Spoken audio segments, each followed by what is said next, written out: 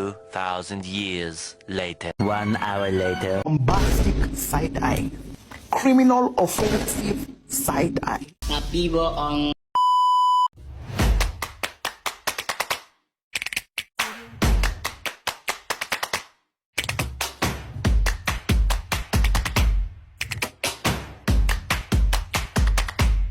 Assalamualaikum warahmatullahi wabarakatuh. Perkenalkan, nama saya Elvira Agwadana dari Program Studi Manajemen Bisnis Syariah dengan NIM 2023 0501 03023. Di sini saya membuat video untuk memenuhi tugas mata kuliah pengantar akuntansi untuk memenuhi syarat ujian tengah semester.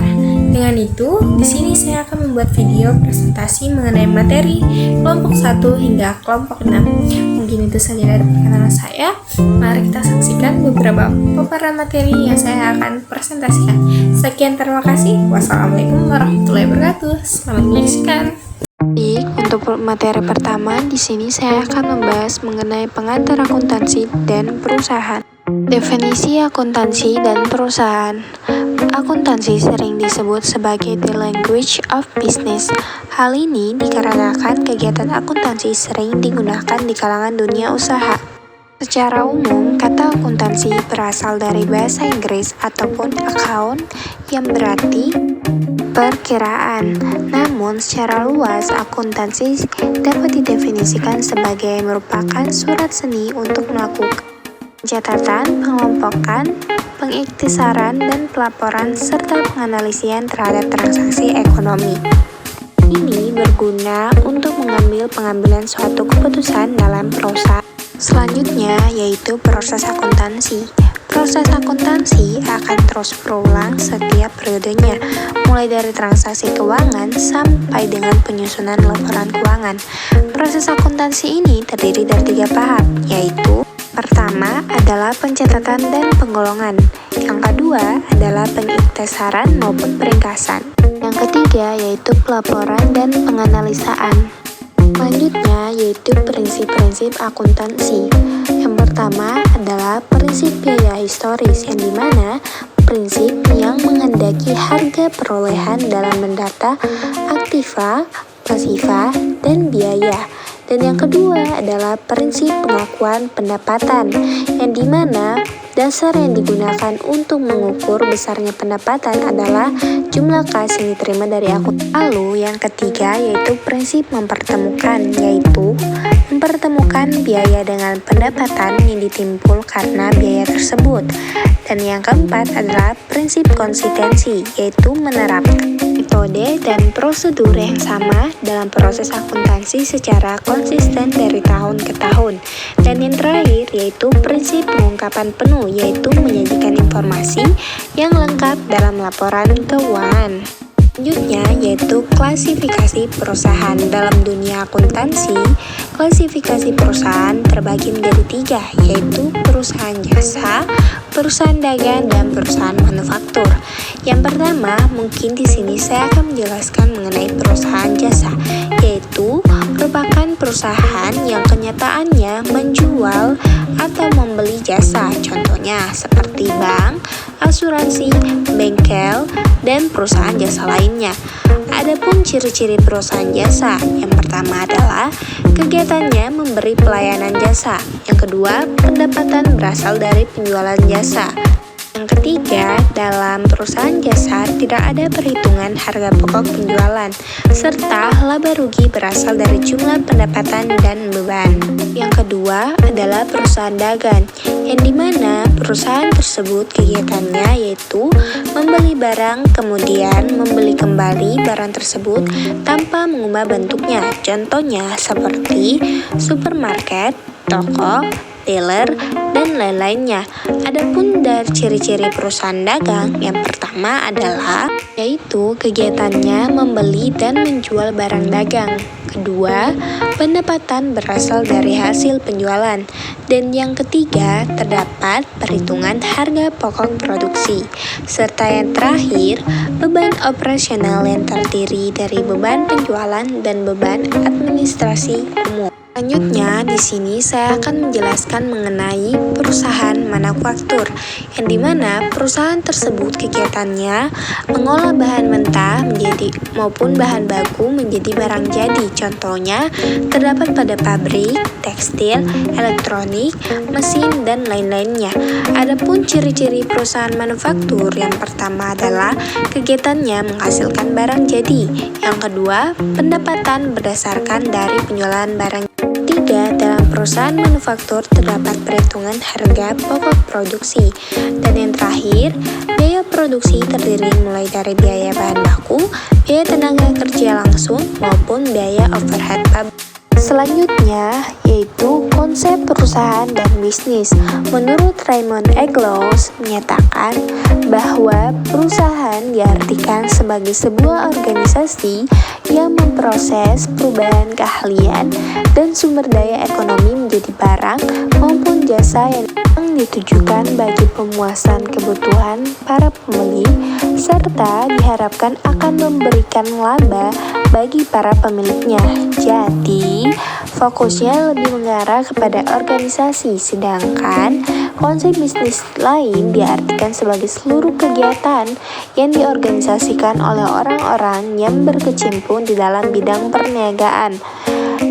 Dari kedua istilah di atas dapat disimpulkan bahwasannya pengertian bisnis lebih luas daripada perusahaan karena perusahaan merupakan bagian dari bisnis. Selanjutnya saya akan membahas mengenai peran akuntansi dalam perusahaan dan pengguna akuntansi. Sobat akuntansi, kita ketahui bahwasannya sebagai suatu sistem informasi, akuntansi sangatlah diperlukan bagi baik pihak internal perusahaan maupun eksternal dari luar perusahaan. Adapun pihak-pihak yang memerlukan informasi akuntansi antara lain yaitu manajer, investor, kreditor, dan instansi pemerintah.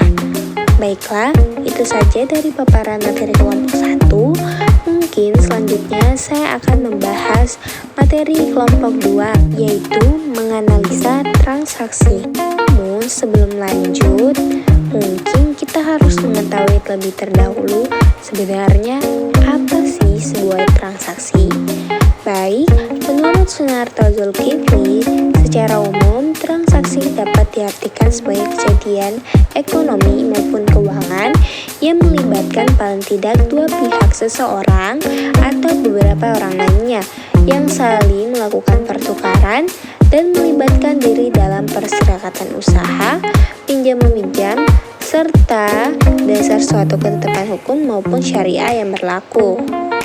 Selanjutnya, sedangkan menurut Indra Bastian, transaksi merupakan sebuah pertemuan antara dua belah pihak penjual dan pembeli yang saling menguntungkan dengan adanya data, bukti, dokumen pendukung lainnya ke dalam jurnal, serta melalui yang namanya sebuah pencatatan. Adalah jenis-jenis data analisis. Dalam data analisis, terbagi menjadi berbagai bagian. Yang pertama, analisis deskriptif, yaitu jenis pengolahan data dengan metode menganalisa tingkah laku konsumen. Dan yang kedua adalah analisis diagnosis, yaitu jenis pengolahan data dengan mengumpulkan dari masa lampau. Yang ketiga adalah analisis prediktif, yaitu jenis pengolahan data dengan meramalkan apa yang akan terjadi di masa depan.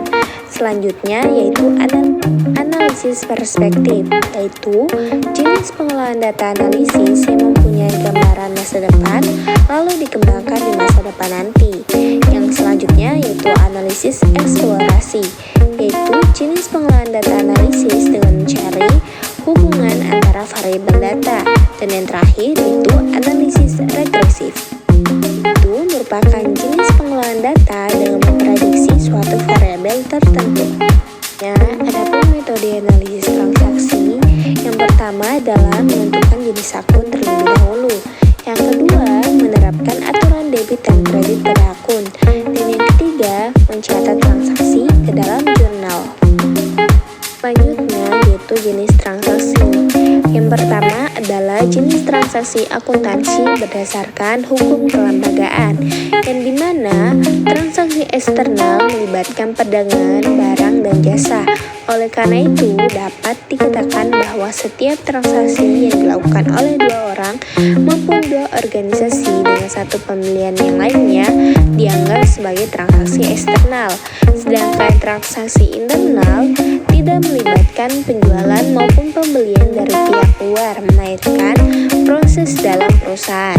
Yang kedua adalah jenis transaksi akuntansi berdasarkan metode pembayaran, yang dimana ada transaksi tunai, yaitu bentuk organisasi maupun transaksi yang paling umum yang mengacu pada transaksi dengan penggunaan uang tunai. Yang kedua, transaksi non tunai, yang dimana transaksi tidak terkait dengan transaksi yang menentukan apa yang tunai telah dibayarkan, sedangkan akan dibayarkan di masa depan. Bayaran tunai maupun kredit adalah transaksi non tunai.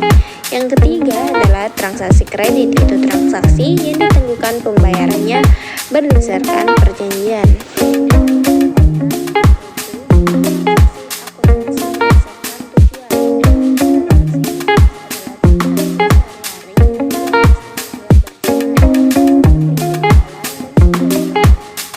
Sedangkan transaksi non bisnis ini merupakan transaksi yang tidak melibatkan penjualan dan tapi mungkin akan melibatkan sumbangan dan tanggung jawab sosial. Itu saja paparan materi dari kelompok 2. Mungkin selanjutnya saya akan membahas materi di kelompok 3 yang antara lain berjudul proses penyelesaian dalam akuntansi. Dalam akuntansi, ada dua cara untuk melakukan proses akuntansi. Yang pertama adalah akuntansi berbasis akrual atau accrual accounting, yang dimana mencatat dampak dari setiap transaksi pada setiap terjadinya. Sebagian perusahaan menggunakan dasar akrual, namun ada pula yang menggunakan sebagai dasar ataupun case basic accounting, yang dimana hanya mencatat penerimaan kas dan pembayaran kas. Akuntansi dasar kas ini mengabaikan piutang, utang, dan penyusutan. Baik, selanjutnya pada proses penyelesaian, untuk mengetahui cara membuat jurnal penyelesaian, konsep periode akuntansi mengharuskan pendapatan dan beban dilaporkan pada periode yang tepat. Hal ini terkait basis pencatatan akuntansi secara akrual basis. Adapun beberapa akun yang memerlukan pemutakhiran atau updating dengan alasan sebagai berikut. Yang pertama adalah beberapa beban tidak dicatat secara harian. Yang kedua, beberapa pendapatan dan beban direalisasikan dengan berlalunya waktu dan bukan transaksi yang terjadi secara khusus. Sedangkan yang ketiga, beberapa pendapatan dan beban mungkin belum dicatat. Berikut akun-akun yang memerlukan penyesuaian antara lain. Satu, yaitu beban di bayar muka atau prepaid expense. Yang kedua, pendapatan diterima di muka atau deferred revenue. Yang ketiga adalah utang beban. Yang keempat, piutang pendapatan. Yang kelima, bahan habis pakai. Dan yang keenam, kerugian piutang. Serta yang terakhir adalah penyusutan atau depreciation atau penyusutan aktif atau tetap. Namun sebelum itu, sobat akuntansi, apa ada yang tahu sebenarnya jurnal penyesuaian itu apa sih? Jadi, jurnal penyesuaian merupakan suatu buku akuntansi yang disusun untuk menyesuaikan saldo pada neraca saldo ketika tiba akhir periode akuntansi, sehingga neraca tersebut menampilkan saldo yang aktual sesuai dengan jumlah aslinya.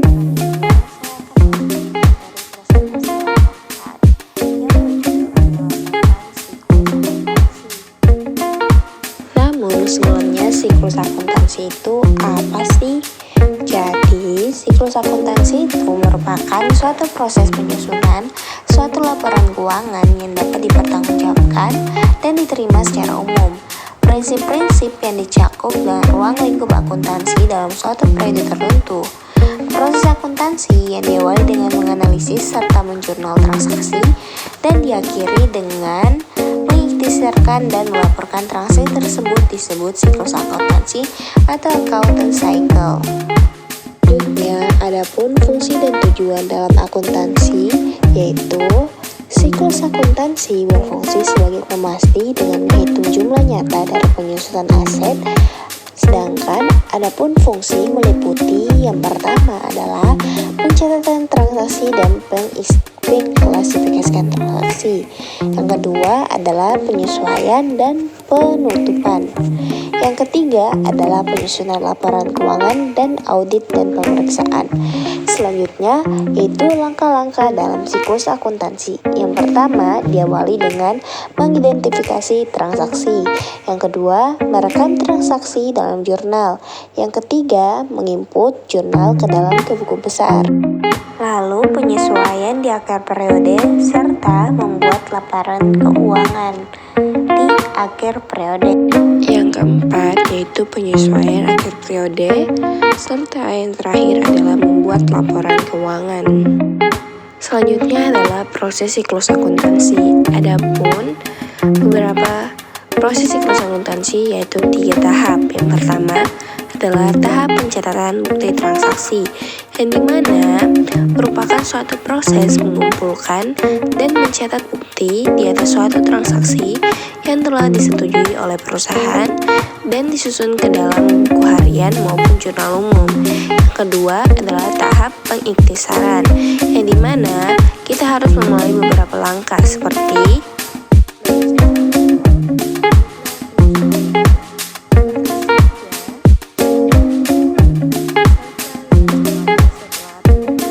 selanjutnya yaitu tahap laporan. Ada beberapa tahap untuk melakukan analisis laporan akuntansi seperti yang pertama adalah laporan laba rugi, yang kedua laporan perubahan modal, yang ketiga kertas kerja, dan yang keempat jurnal penutup, serta yang terakhir yaitu penutup akun besar. Selanjutnya adalah penyelesaian siklus akuntansi. Dalam penyelesaian siklus akuntansi, terdapat 3 tahap. Yang pertama adalah neraca lajur, yang seringkali menggunakan kertas kerja maupun worksheet, yaitu berupa neraca lajur untuk mengumpulkan dan meringkas data dalam rangka menyiapkan laporan keuangan. Adapun urutan tahapan menyiapkan kertas kerja itu yaitu sebagai berikut.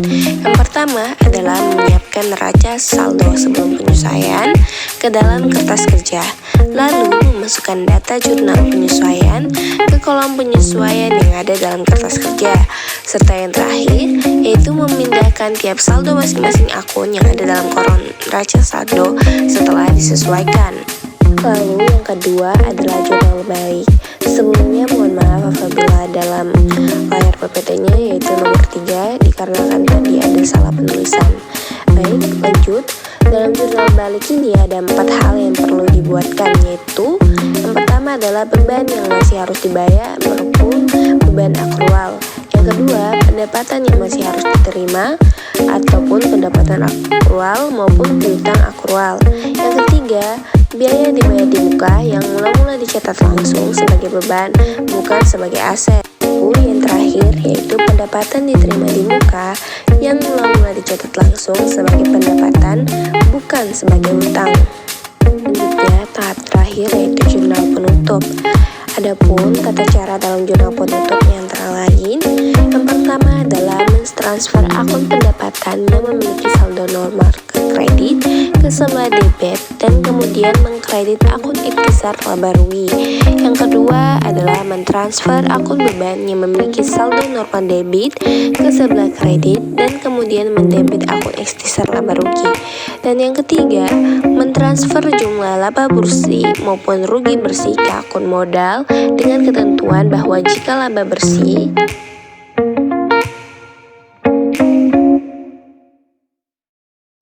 maka akun modal akan dikredit, dan sebaliknya jika rugi bersih maka akun modal akan didebet. Serta yang terakhir yaitu mentransfer akun privat atau melakukan penarikan yang memiliki saldo normal debit ke sebelah kredit dan kemudian mendebet akun modal. Baik, itu saja penyelesaian mengenai paparan materi di kelompok 4. Selanjutnya mungkin saya akan berlanjut dalam materi kelompok 5 yaitu yaitu akuntansi perusahaan dagang. Adapun pengertian akuntansi, yang pertama adalah definisi akuntansi menurut kegunaannya. Akuntansi merupakan aktivitas jasa yang berfungsi memberikan informasi kuantitatif mengenai kesatuan-kesatuan ekonomi, terutama yang bersifat keuangan yang bermanfaat dan pengambilan keputusan. Yang kedua adalah akuntansi menurut kegiatan, yang dimana akuntansi merupakan seni mencatat, mengklasifikasi, dan mengiktisarkan transaksi-transaksi maupun kejadian yang sekurang-kurangnya bersifat keuangan dengan cara menginterpretasikan hasil-hasilnya. Selanjutnya yaitu prinsip akuntansi. Ada beberapa prinsip dalam akuntansi, antara lain yang pertama adalah prinsip pengakuan pendapatan, yang merupakan pendapatan dikatakan telah direalisasi jika produk telah dipertukarkan dengan kas. Yang kedua, prinsip penandingan, yang dimana dalam mengakui beban pendekatan yang dipakai yaitu pendapatan. Yang ketiga, prinsip pengakuan penuh adalah dalam memutuskan informasi apa yang akan kita dapat.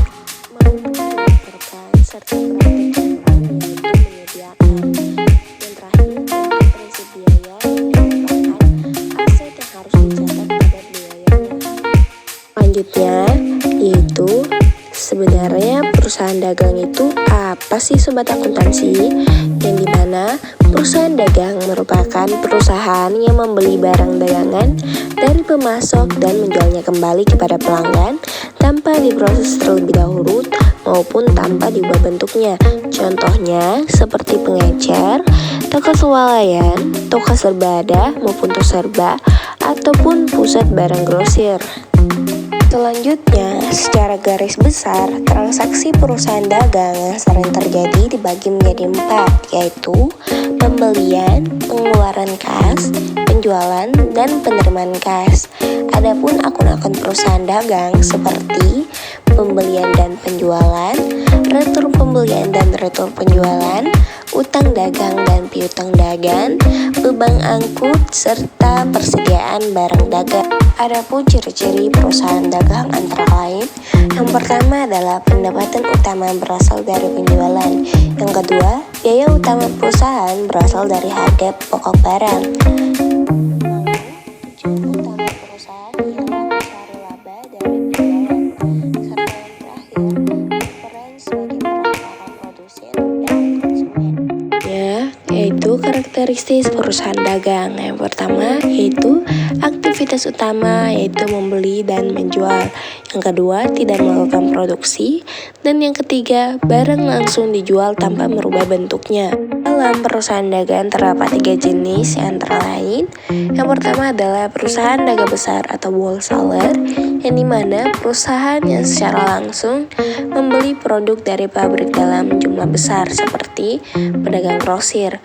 Selanjutnya yang kedua yaitu perusahaan yang membeli dari pedagang grosir lalu dijual kembali ke pengecer subgrosir. Dan yang terakhir yaitu perusahaan dagang pengecer atau retailer, yang dimana perusahaan yang berhubungan langsung dengan konsumen seperti di warung, kios, dan swalayan. Selanjutnya siklus akuntansi. Yang pertama antara lain mencatat transaksi jurnal umum. Yang kedua, mencatat di buku besar pembantu. Yang ketiga, membuat neraca saldo disesuaikan. Dan yang keempat, jurnal penyesuaian. Yang kelima, neraca saldo telah diselesaikan. Yang keenam, membuat laporan keuangan. Dan yang ketujuh, lembar kerja akuntansi. 8, membuat jurnal penutup. Yang kesembilan, membuat jurnal pembalik. Serta yang ke-10, neraca saldo setelah tutup buku. Setelah paparan materi dari kelompok 5, saya mengucapkan mohon maaf bila ada kata yang kurang berkenan maupun penulisan dalam PPT saya. Selanjutnya, saya akan membahas materi kelompok 6 yang berjudul yaitu persediaan. Selanjutnya, definisi persediaan. Menurut pernyataan standar akuntansi pemerintah berbasis akrual nomor 5 paragraf 4 PP nomor 71 tahun 2010 merupakan aset lancar pelayanan kepada masyarakat. Adapun kriteria akuntansi persediaan antara lain barang maupun perlengkapan atau supplies, barang maupun perlengkapan atau appliance, dan yang ketiga adalah barang dalam proses produksi serta barang yang disimpan untuk dijual. Selanjutnya, tujuan dan fungsi persediaan. Adapun tujuan dari persediaan antara lain yang pertama, menghilangkan resiko keterlambatan datangnya barang maupun bahan yang dibutuhkan perusahaan.